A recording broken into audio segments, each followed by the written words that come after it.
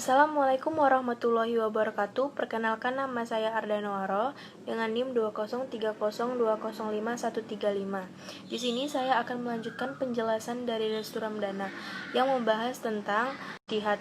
Nah, di sini ada syarat-syarat ijtihad. Yang pertama, menguasai dan mengetahui arti ayat-ayat hukum yang terdapat dalam Al-Quran, baik menurut bahasa maupun syariah. 2. Menguasai dan mengetahui hadis-hadis tentang hukum. 3. Mengetahui nasah dan nahsu dari Al-Quran, supaya tidak salah dalam menetapkan hukum. 4. Mengetahui permasalahan yang sudah ditetapkan melalui ijma ulama, sehingga ijtihadnya tidak bertentangan dengan ijma. 5. Mengetahui bahasa Arab dan berbagai disiplin ilmu yang berkaitan dengan bahasa. 6. Ilmu usul fikih yang merupakan fondasi dari ijtihad. Yang kedua ada objek atau wilayah ijtihad.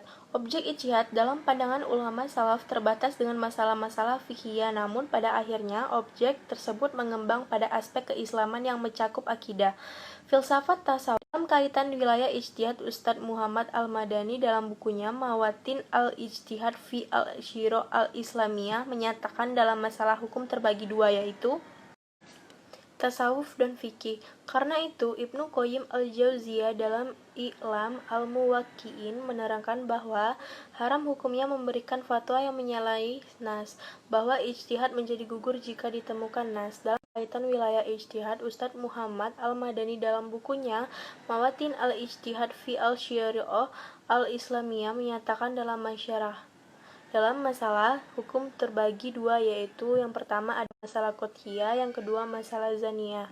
Selanjutnya ada hukum melakukan ijtihad. Yang pertama ada wajib ain, yaitu bagi mereka yang dimintai fatwa hukum mengenai suatu peristiwa yang terjadi. Yang kedua ada wajib kifayah, yaitu bagi orang yang dimintai fatwa hukum mengenai suatu peristiwa yang dikhawatirkan lenyap peristiwa itu. Yang ketiga ada sunnah, yaitu apabila melakukan ijtihad mengenai masalah-masalah yang belum atau tidak terjadi. Lalu ada fungsi ijtihad. Yang pertama ada fungsi al-ruju' atau al-i'adah, sama dengan kembali, yaitu mengembalikan ajaran Islam kepada sumber pokok yakni Al-Quran dan Sunnah. 2. Ada fungsi al-ihya atau kehidupan, yaitu menghidupkan kembali bagian-bagian dari nilai dan semangat ajaran Islam agar mampu menjawab dan menghadapi tantangan zaman. Yang ketiga, ada fungsi al-inaba atau pembenahan, yakni membenahi ajaran-ajaran Islam yang telah dijahati oleh ulama terdahulu dan dimungkinkan adanya kesalahan menurut konteks zaman dan tempat yang kini kita hadapi. Yang ketiga, ada fungsi al-inaba atau pembenahan, yakni membenahi ajaran-ajaran Islam yang telah dijahati oleh ulama terdahulu dan dimungkinkan adanya kesalahan menurut konteks zaman dan tempat yang kini kita hadapi. Yang ketiga, ada fungsi al-inaba atau pembenahan, yakni membenahi ajaran-ajaran Islam yang telah dijahati oleh ulama terdahulu dan dimungkinkan adanya kesalahan menurut konteks zaman dan tempat yang kini kita hadapi. Metode-metode berijtihad.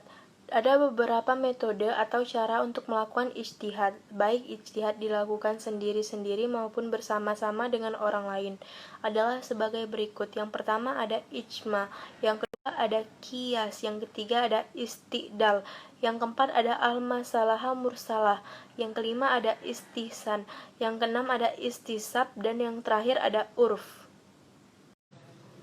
Yang terakhir ada periode ijtihad, yaitu ijtihad selalu dilakukan dari fase ke fase, yakni mulai dari fase Nabi Muhammad SAW, fase sahabat, dan fase-fase berikutnya.